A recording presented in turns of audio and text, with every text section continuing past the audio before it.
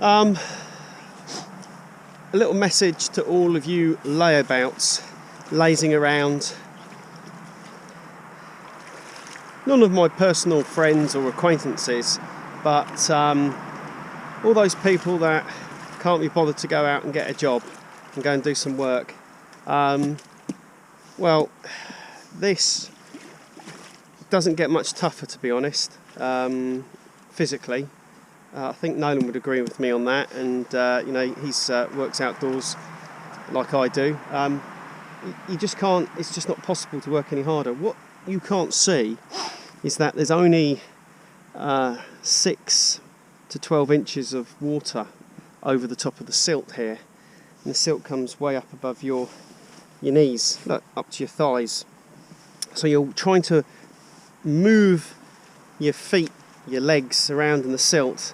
It's a bit like wading through snow, but arguably more difficult.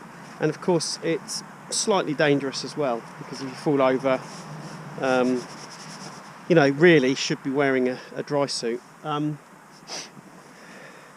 myself and another colleague, we did the bottom half of the pond down there before Christmas, and Nolan and myself have been tackling this side of the pond. But today is much more difficult than yesterday. It really is hard to explain how thick the silt, the sludge, the soil, the sand, the clay, the combination of whatever it is. My advice is the same as the Freshwater Habitats Trust. If you've got a stream coming into your garden, you might be tempted to widen it and have a pond like this, but it will fill up with silt. It will fill up with silt and the leaves will fall off the trees. My advice is don't do it. Instead, dig a hole, a big hole, beside the stream, you know, maybe sort of 5 metres away, 10 metres away.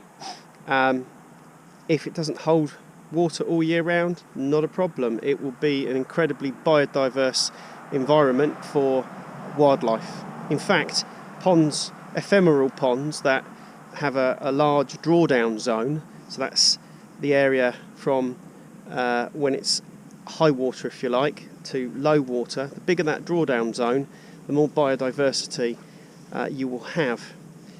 If you do end up with a pond that dries temporarily, ephemeral, it means that you won't be able to have fish. But that's no bad thing.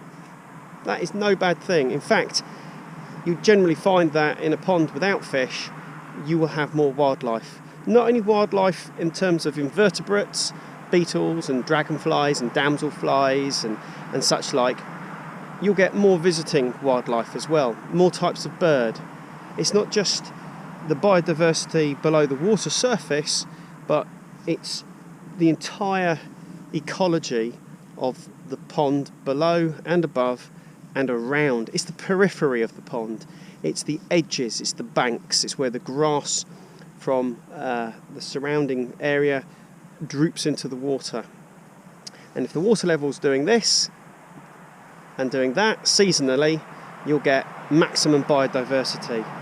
Now, here the client wanted to restore the sort of reflection element of this pond, because you've got lots of trees and rhododendrons and laurel and ornamental trees here, and they enjoy seeing the trees, particularly in the autumn, reflecting on the surface of the pond. But the reality is that the water is coming in via this stream, and it's bringing with it silt. Now, earlier I stepped into the middle of this area here, and I actually got truly stuck. I was rendered helpless. Nolan had to assist me. Had Nolan not been here, I could have been in a bit of trouble.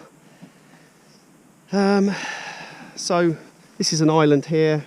We've got to clear around the island. As you see, we've sort of like achieved that almost. I don't think it would take very long for the bulrushes and the Glyceria and the other sedges and grasses to sort of penetrate back into the, refill this area. But my recommendation to the client is that this area is left untouched, and this area will be like a reserve, if you like, for a lot of the invertebrates that we will have disturbed in the process of working on the pond. But at the end of the day, this is a private garden, and it's what the client wants. So he is boss, and we've got to do what he tells us.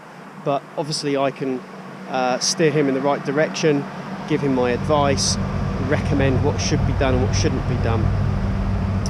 This is Richard Fulford reporting for fishlife.co.uk.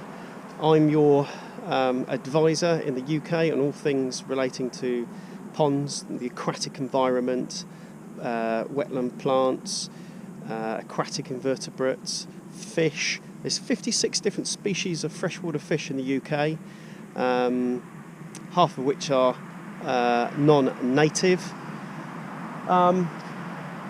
If you've got a pond of any kind, whether it's a ornamental fish pond with filtration systems, or you've got a semi-wild pond like this one, and you need my attention, it needs my attention, whether it's a consultation, giving you advice, or carrying out manual work like this, then don't hesitate, contact me on bubble@fishlife.co.uk. That's bubble@fishlife.co.uk.